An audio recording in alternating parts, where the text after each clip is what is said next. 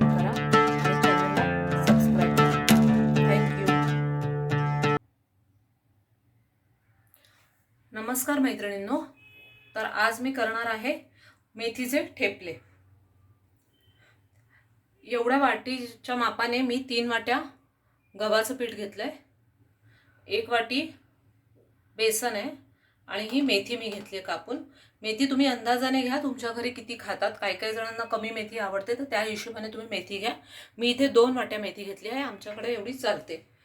तर हे अर्धी वाटी दही आहे, ते घेऊया.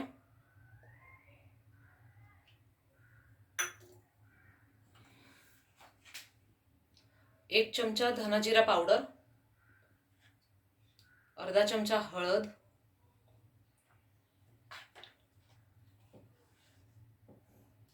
एक चमचा मिरची पावडर आणि चवीपुरतं मीठ.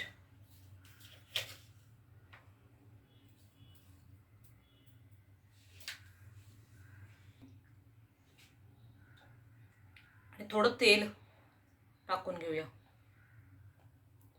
त्यामुळे काय होतं, जरा ठेपले सॉफ्ट होतात.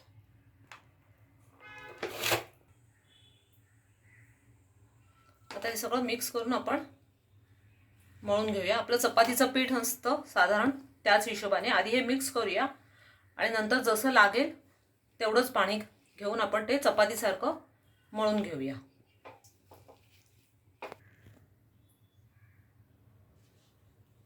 हे बघा, इथे पीठ मळून झालं आहे. मी त्याला तेल लावून 10 ते 15 मिनिटं बाजूला ठेवलं होतं. आता आपण ह्याचे ठेपले लाटायला घेऊया.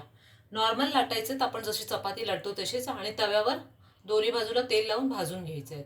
तर मी ठेपले लाटायला घेते. हा तवा आता आपला तापला आहे मीडियम फ्लेमवर. बरं, ठेपलं टाकून भाजून घेऊया.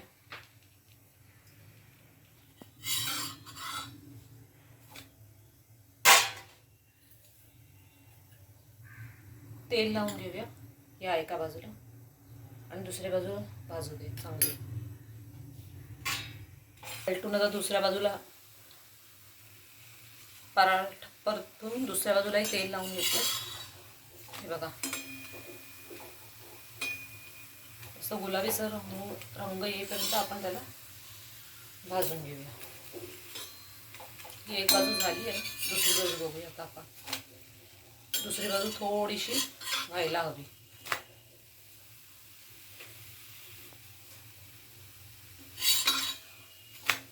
हे बघा, दोन्ही बाजूनी आपला पराठा चांगला भाजून झाला आहे.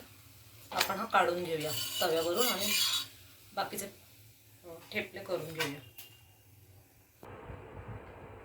तर हे बघा मैत्रिणींनो, आपले मेथीचे ठेपले झाले आहेत. हे बघा, असे चांगले नरम लुसलुशीत झालेत. तुम्ही ते दही, लोणी, तुमच्या आवडत्या चटणी बिटणी बरोबर खाऊ शकता.